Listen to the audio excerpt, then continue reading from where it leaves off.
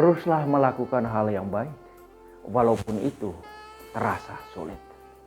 Saudara-saudariku, melakukan hal yang baik adalah panggilan untuk setiap orang, siapapun dia. Kita semua dipanggil untuk melakukan hal yang baik dan menghindari yang jahat.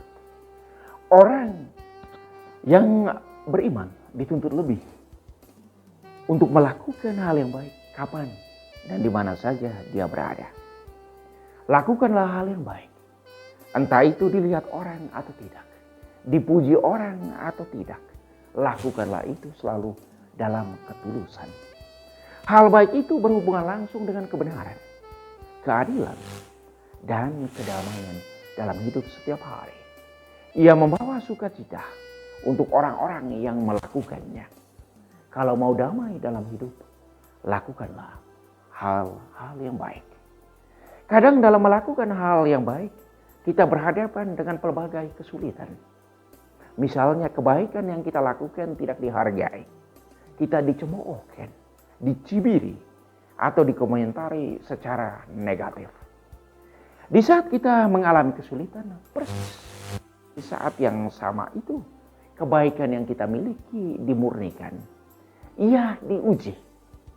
Apakah kita melakukannya dengan ketulusan atau dengan tujuan terselubung?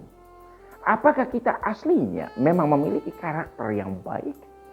Ataukah kita berbuat baik karena mau dipuji atau dilihat orang?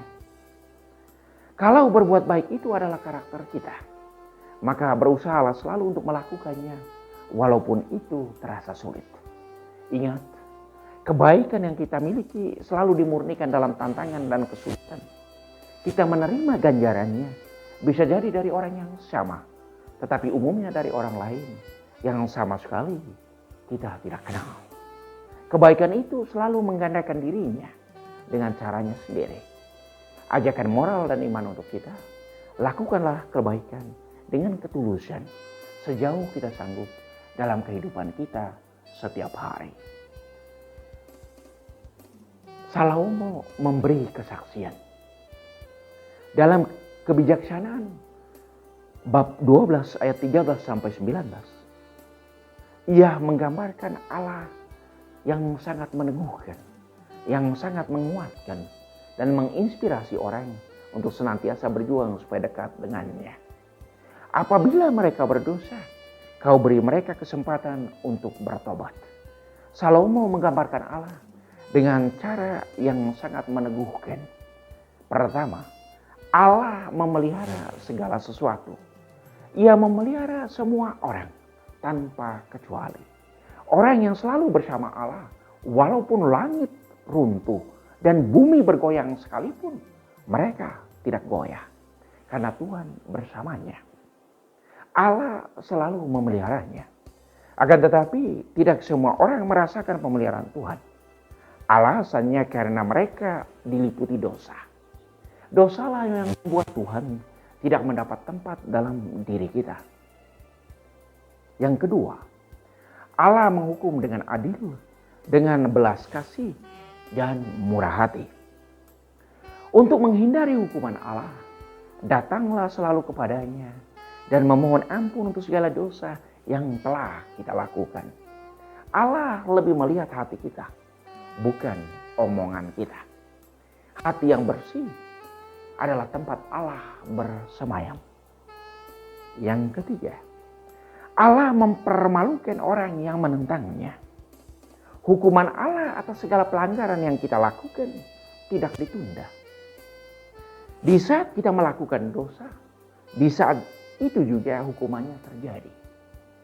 Ia terjadi serentak sesudah kita melakukannya, atau bahkan pada saat kita sedang melakukannya. Bentuknya sangat nyata, seperti hilangnya rasa damai, rasa aman dalam diri kita. Dosa menukar damai dengan kecemasan dan ketidaknyamanan. Dosa membuat orang dipenuhi dengan ketidakmenentuan dalam hidup. Yang keempat, Allah memberi kesempatan bertobat untuk orang yang berdosa. Allah yang kita imani dan yang kita puji adalah Dia yang selalu bermurah hati. Kerahimannya tidak terbatas. Yang penting kita mau sungguh bertobat dan memperbaiki diri. Kerahiman Tuhan selalu merangkul kita untuk kembali kepada perlindungan kasih-Nya. Santo Paulus dalam suratnya kepada umat di Roma, ia memberi kesaksian. Dalam suratnya kepada umat di Roma bab 8 ayat 27, ayat 26 sampai 27. Roh berdoa untuk kita kepada Allah dengan keluhan-keluhan yang tidak terucapkan. Roh membantu kita dalam kelemahan kita agar tidak terperosok jatuh dan binasa. Salah satu janji yang diberikan oleh Yesus kepada para murid-Nya sesudah Ia bangkit dari alam maut, yaitu memberikan roh penghibur, memberikan roh penolong, Roh Kudus. Roh itulah yang menyertai para murid sampai akhir zaman. Dan roh yang sama itu, Dialah yang membantu setiap orang beriman untuk dekat dengan Allah. Intim dengan Allah hanya bisa dicapai dalam perjuangan yang tanpa henti melalui doa dan latihan-latihan rohani setiap hari yang kita lakukan. Misalnya dengan membaca kitab suci dan merenungkannya, dan dengan melakukan devosi-devosi, atau juga dengan melakukan meditasi, atau menerima sakramen-sakramen gereja ini dalam kehidupan kita setiap hari. Santo Paulus meneguhkan kita. Roh sendiri berdoa untuk kita kepada Allah dengan keluhan-keluhan yang tak terucapkan. Di saat kita datang di hadapan Tuhan, kita membiarkan roh Tuhan yang berbicara kepada kita dan mengkomunikasikan apa yang kita butuhkan dengan kerahiman dan kebaikan Allah sendiri. Dan kedua, Allah menyelami hati nurani, mengetahui maksud roh itu. Karena itu saudara dan saudari, doa-doa kita adalah sebuah komunikasi, sebuah dialog. Dan bisa jadi dialog itu terjadi timbal balik dalam kata verbal.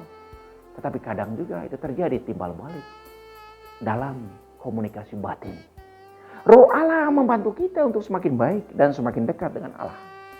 Kedekatan dengan Allah harus ditunjukkan melalui kedekatan dan relasi yang baik dengan sesama. Mulai dari keluarga, tempat kerja, atau di mana saja kita berada. Jalan yang harus kita tempuh agar roh Allah bersemayam dalam diri kita, yaitu bersihkanlah pikiran dan juga hati kita, serta membiarkan roh Allah membimbing kita. Jadikanlah hati kita rumah Allah, kenisah Allah yang kudus, bait Roh Kudus. Itu bisa kita baca dalam 1 Korintus bab 6 ayat 19. Hidup ini menjadi begitu indah kalau setiap orang menjadikan dirinya, pikirannya, hatinya sebagai rumah kedamaian. Hati dan pikiran yang damai adalah sumber yang menyehatkan jiwa dan raga. Karena banyak orang di zaman ini sakit, bukan karena penyakit, tetapi karena hilangnya damai dan sukacita dalam hidup. Sesudah itu terjadi, baru muncullah berbagai keluhan kesehatan, sakit biologis dan sakit fisik lainnya. Salah satu jalan untuk menjaga agar tetap sehat jasmani dan rohani adalah menjaga hati dan pikiran kita supaya tetap damai. Lakukanlah kebaikan walaupun itu terasa sulit. Jangan berhenti melakukannya. Andalkan Tuhan dalam segala sesuatu. Tuhan memberkati.